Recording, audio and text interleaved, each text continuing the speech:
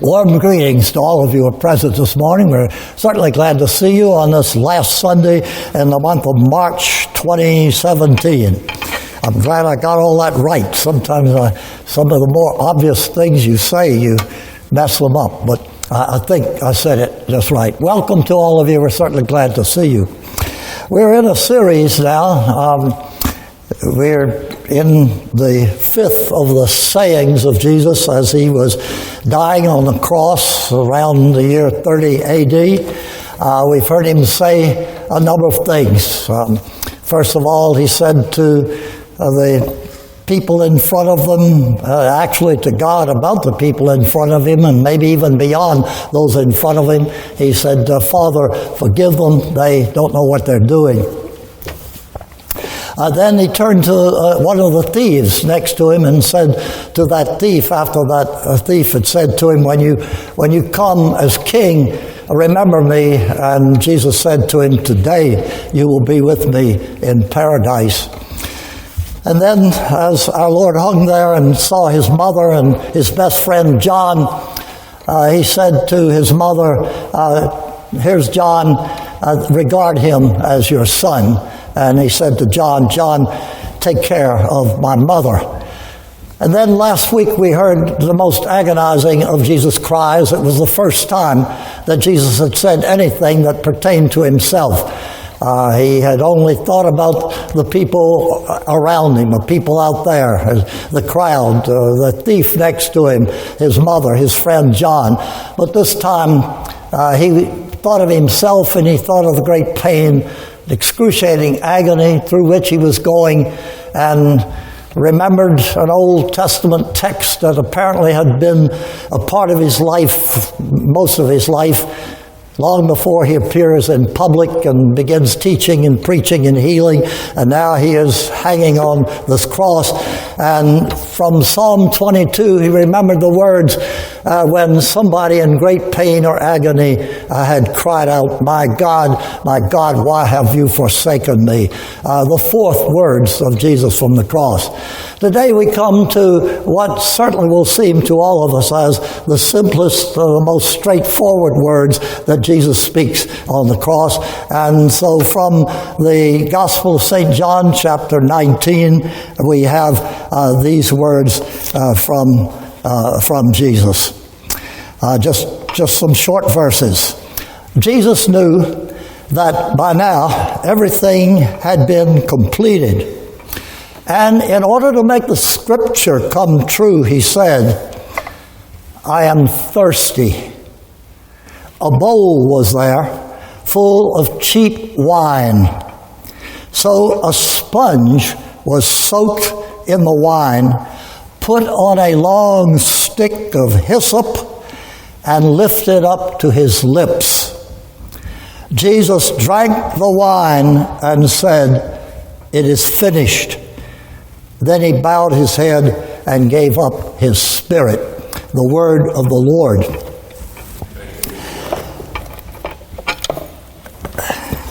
I don't remember whether it was the fourth grade or fifth grade, but one of the poems that the teacher was getting us to learn a few lines from, it was a poem called The Rime of the Ancient Mariner.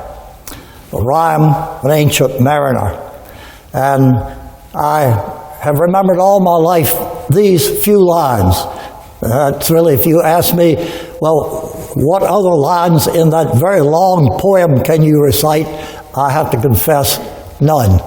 But these lines have always stuck with me. And you probably remember them somewhere along the line of the things that you have learned.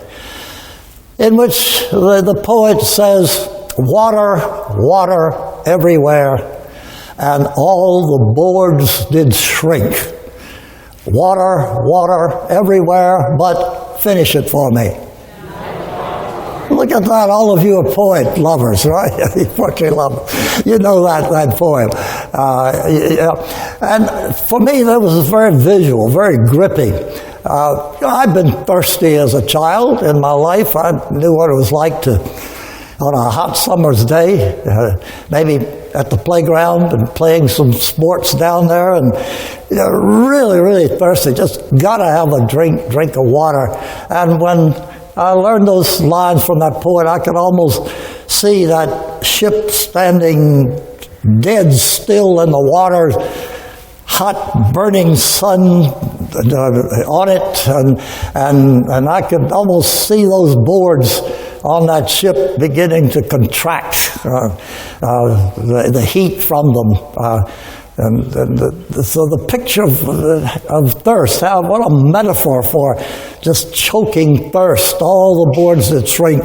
And here, all that seawater, but you can't drink it because it's filled with salt and it would make you sick. And what a desperate situation.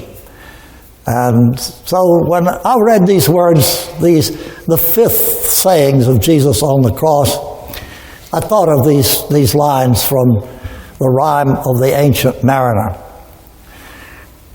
I'm thirsty, Jesus says from the cross. Just try to think for a moment of the irony of this when you think about all you have learned about Jesus. The same writer, that is John, the writer of this gospel, which tells us that Jesus said, I am thirsty as he hung on the cross. The same writer that records these words. If you go back to the beginning of his gospel, to the opening words, you'll find them to be startling when you put the words, I am thirsty, the words of a desperate, excruciatingly painful situation, crying out for just a little moisture on his parched lips. Put those words beside the opening words of the Gospel of John, where he says, in the beginning was the Word. And you and I know that later on the Word is described as Jesus himself. In the beginning of everything was the Word, and the Word was with God. And the Word was God. The same was in the beginning with him, and not anything that was made without the hands of this Word. And then we read on down a little bit, that same opening chapter of John, who says, and the Word became flesh and dwelt among us. That is, the Word became a human being. The God who was there and helped create this beautiful earth, this beautiful cosmos in which we live. This was the Jesus who is now hanging on the cross and is asking for a drink of water. How has this come about? How is it that the Lord of all creation, the God who made the earth and the seas, is now hanging helplessly on a cross and is hopelessly asking for a drink of the water that he had once made vast seas and lakes of? Water, wonderful water. 71% of the earth's surface is water. 60% of you adult people here this morning, 60% of you is water. We haven't had water in the city of Richmond here now for many weeks. That is, water that amounts to anything. We're about 2 inches behind. I always get pretty upset when it doesn't rain in Richmond. I want the clouds to come. It's getting to be April now, and I want April showers. I don't want any more dry days. I want it to get wet in April. Water, beautiful water. And we think of people in Africa, that you and I send some of our money. Liz was talking about the various service groups in which our church is involved, and among the agencies that receive money from our church are those who dig a well in Africa, and here a whole village gets good, clear drinking water, and it gives them life and gives them health and so on. Water, wonderful water. And now here is the Christ, who with God had made our wonderful universe And now here is this Christ dying on the cross. And he wants just a little bit of water to quench his parched and burning lips. There's more.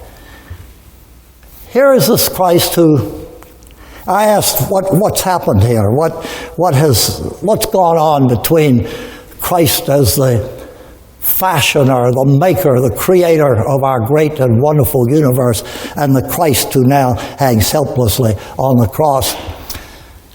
The Apostle Paul helps to explain that in a letter that he wrote to people in the city of Philippi, and we call the letter Paul's letter to the Philippians. In chapter 2 of that letter, he says something about this Jesus. He says that this Jesus, in his heavenly abode, decided under his own free will to give that all up and to empty himself. This is the word that Paul used. Empty himself of his heavenly glory and become human. To become a servant like you, like me, to become a human being.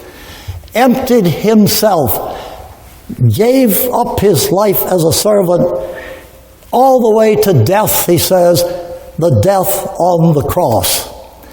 And so are we seeing then here that between the time that Jesus, as the creator of our universe, and the time that Jesus is hanging on the cross and asking for a drink of water, that what we're seeing now is that he has fully and truly and authentically and absolutely surrendered his divine and heavenly qualities in order to identify himself fully and categorically with you and with me. Yes, that's what I think is happening here. I think that this is Jesus in his humanity, as you and I who've never gotten quite to the point of the kind of suffering that he's gone to. You and I know something of what it means to be thirsty, but you and I have never known the kind of thirst that must have been his as a suffering fellow human being. I've stood by the bedsides over my career as a pastor. I've stood by the bedsides of a number of dying people. And one of the things that you observe when you experience this is that in the latter stages of one's life, and they're in a coma-like condition, and you see them trying to speak, and often what they would say is, hey, some water, I want just a little water. And I often think of Jesus and this suffering human being lying in that hospital bed as I'm standing there. And I can't stand it, actually. I mean, I have to go and get a nurse and say, look, I know we can't give this person a drink of water, but can you give me just little chips of ice so that I can, and a spoon, and let me put some ice on those parched lips. So you and I know something as human beings. We've seen it if we haven't experienced it directly ourselves. We know something of what it's like to suffer this excruciating thirst. And here is this Jesus. And what was his first miracle? His first miracle that he performed, he went to a wedding. And during the wedding party, the people were having a gay old time. And they'd been consuming the wine that the host had provided pretty heavily. And all of a sudden, there was no more. They'd run out of wine. Well, Jesus was a guest at that party that day, and his mother was there as well.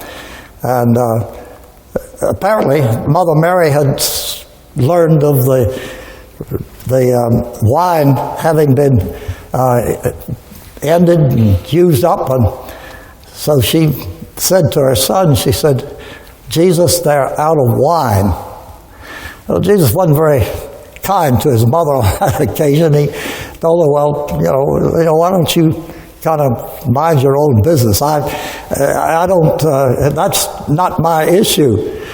And then, as mothers sometimes do when their sons don't do exactly what they had in mind, she went to the steward and she says, whatever he tells you to do, do it.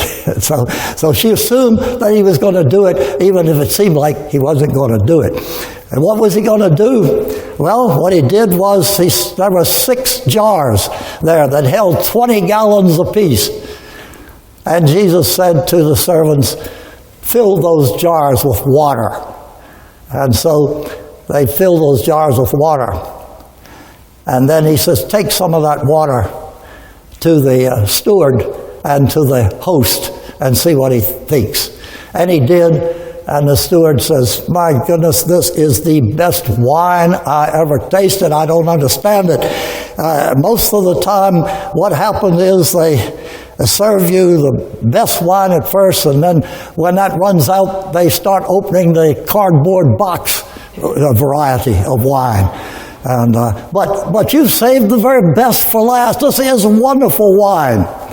Do you know how much it was? I don't mean the price of it, but you know how much wine that Jesus made for that wedding party? 6 jars, 20 gallons a jar, 120 gallons of wine, for goodness sakes. That was enough for everybody there to have about 6 or 7 glasses. I mean, it's an amazing thing. But here again is the Jesus who has the power to do these wonderful things, but he has given all of that up. And why has he given it up? He's given it up because of his purpose, as he understood it, for coming into this world, for his very, very purpose of being. He is here to fully identify with you and with me, to be at our sides, to let us know that he knows what it's like to go through anything that you and I could possibly go through. So, is this 5th word from the cross simply a word about a human being like you and me, who under the most horrible circumstances just needs a simple little bit of water to quench his thirst? Well, very possibly that is all. We don't know for sure.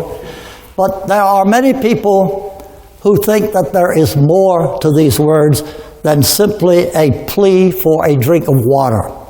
And probably the best known of those, at least in our day, who think there's a great deal more, is Mother Teresa.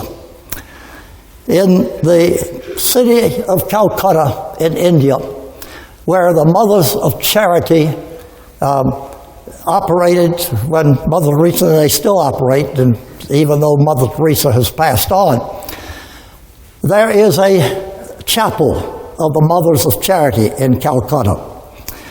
And if you go in that chapel, you will find it totally unlike what you see here in this building. With the beauty in this building, cushioned seats, lights, stained glass windows, air conditioned when you need it, and so on. Nothing like that. It is absolutely stark. It is just bare walls. Only one thing in that room that you see when you walk in, and you can't miss it. There's a crucifix on the wall. And beside that crucifix, in bold black letters, are the words, I thirst.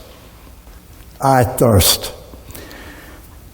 Mother Teresa deliberately had that put on the wall because she wanted all of the sisters in that charity to understand what their mission was.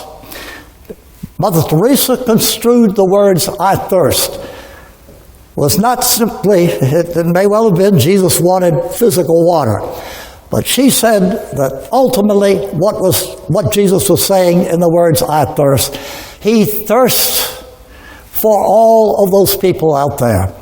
All those small children without parents running around the streets of Calcutta. All those hungry and literally, physically thirsty people in Calcutta. The hundreds of thousands of these poor people, the people who were homeless, the people who didn't know where the next piece of food was going to come from. Jesus is saying to you, I thirst for these people. And I want you people, I want you sisters to quench that thirst. I want you to satiate my thirst for my people out there. Their souls, their bodies, their well-being. She went further than that. She said, I want you, when you see those words, I thirst, I want you to see Jesus standing in front of you. And I want you not only to hear the words, I thirst, but I want you to hear your name. I want you to hear, Luke, I thirst. Sue, I am thirsty. Charlotte, I am thirsty. And to be saying to you, what are you going to do about it? Are you going to keep going as you're going and pay no attention to the weak and the poor and the needy and the hungry and the thirsty and the people who need my grace and my peace and my truth? Are you going to ignore these people, or are you going to get up and act, do? I thirst, Jesus said. Physically, to identify himself with you and with me, metaphorically and spiritually, and carrying out the Great Commission. I thirst for all of you, the rich and the poor, the weak and the strong. I thirst that all of you come unto me, for I am the one who can give you rest and peace. And remember, to conclude the sermon, the words of Jesus when he said, inasmuch as you did this to the very least of my brothers and sisters out there, you did it unto me. I am thirsty. Amen.